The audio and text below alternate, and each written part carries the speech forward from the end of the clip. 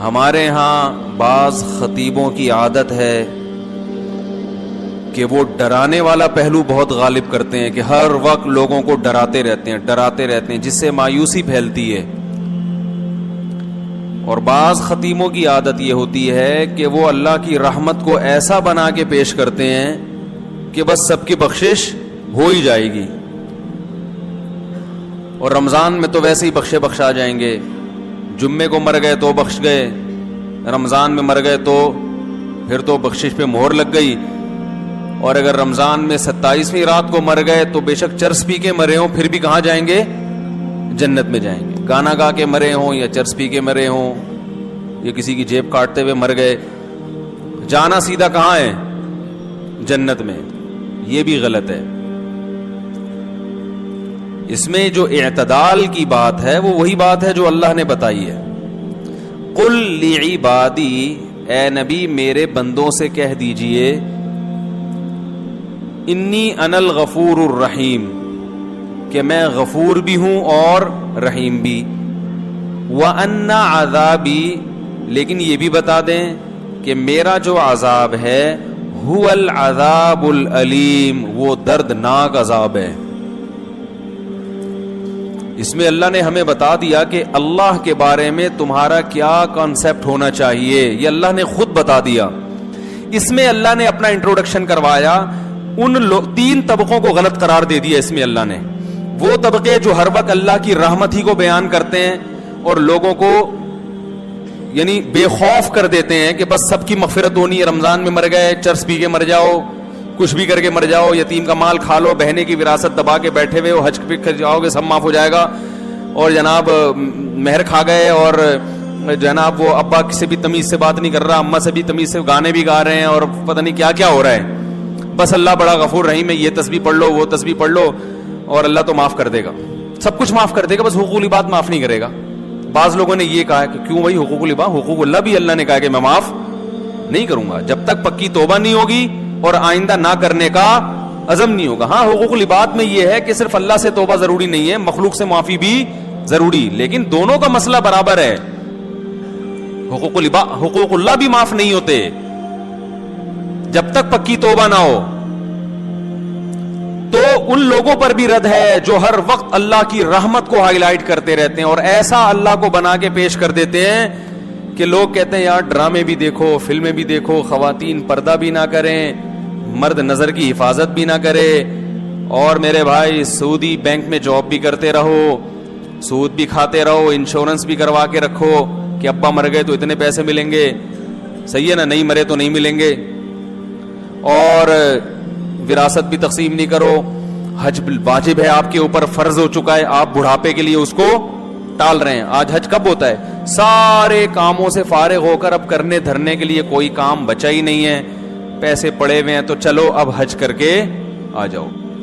ہمارے حضرت فرما رہے تھے ایک دفعہ بیان میں کہ لوگ رمضان میں یہ تو بتاتے ہیں کہ بخشش ہوگی, روزہ رکھا, تراویح رکھی, بخشش پکی بخشش ہے, تیسرا عشرہ جہنم سے خلاصی, 27ویں رات میں تو جنت ہی جنت کا. یہ بھی تو حدیث میں آتا ہے کہ جو روزہ رکھ کے بھی جھوٹ نہ چھوڑے اس کو بھوک اور پیاس کے علاوہ کچھ بھی حاصل, اور جو تہجد پڑھ کے بھی برائی نہ چھوڑے اس کو رات کو جاگنے کے علاوہ کچھ بھی حاصل. یہ بھی تو حدیثیں ہیں. تو ایک طرف اللہ کی رحمت میں اتنا غلو کرایا جاتا ہے کہ لوگ گناہوں پہ جری ہونے لگتے ہیں, یار سب حلال ہے, سب کرتے رہو, بس یہ کر لیں گے, یوں کر لیں گے, ایک مسجد کے ڈبے میں چندہ ڈال دیں گے 5 روپے اور وائپر والے کو 5 روپے پکڑا دیں گے, شیشہ بھی صاف ہو جائے گا اور صدقہ بھی ہو جائے گا. عیدی سینٹر میں ایک بکرا دے دیں گے, اور یہ بھی جب دیتے ہیں جب اپنا کوئی مریض بیمار ہوتا ہے. اور دوسری طرف غلو کیا ہے, بعض حضرات اتنا ڈراتے ہیں کہ 4 آدمیوں کے علاوہ کوئی جنت میں, وہ 4 مشہور شخصیات سب جانتے ہی ہیں, ان میں 2 پاکستان میں ہیں, ایک سعودی عرب میں ہے, اور ایک مجھے بھی ذہن میں نہیں آ رہی, لیکن وہی جنت میں جائیں گے. انہوں نے ایسا دین کو بنا کے پیش کیا ہے کہ یہ سارے مولوی جہنمی ہیں بھائی, یہ سارے فرقہ پرست, اور ان مولویوں کے پیچھے چلنے والے بھی سارے جہنمی, اور جناب جو اچھے اعمال ہیں وہ بھی قبول. تو اس لیے بعض لوگ جہنم کا ایسا بنا کے پیش کرتے ہیں, لگتا ہے کہ جنت میں جانے والے 4-5 آدمیوں کے علاوہ کوئی جنت میں نہیں جائے گا, اور ایسا اللہ کے عذاب سے ایسا ڈراتے ہیں.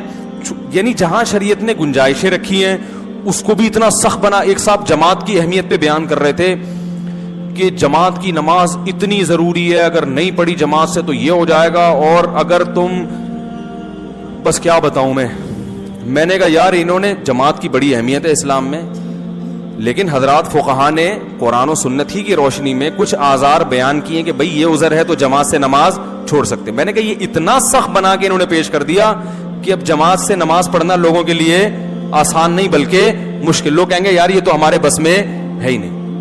حالانکہ فقہا تو دین کو زیادہ سمجھتے ہیں نا. انہوں نے بتایا کہ بھئی یہ آزار ایسے ہیں, آپ کو شدید بھوک لگ رہی ہے, آپ کے سامنے کھانا آ گیا, اب آپ کو ڈر ہے میں نماز پڑھنے جاؤں گا تو کھانا ٹھنڈا ہو جائے گا, تو آپ جماعت سے نماز چھوڑ سکتے ہیں. جہاں شریعت نے گنجائشیں دی ہیں وہ گنجائش دینی چاہیے, بلا وجہ نہ چھوڑیں. اور ایسا ہی بھی نہ ہو کہ روزانہ اسی ٹائم پہ کھانا پکوانا شروع کر دیں.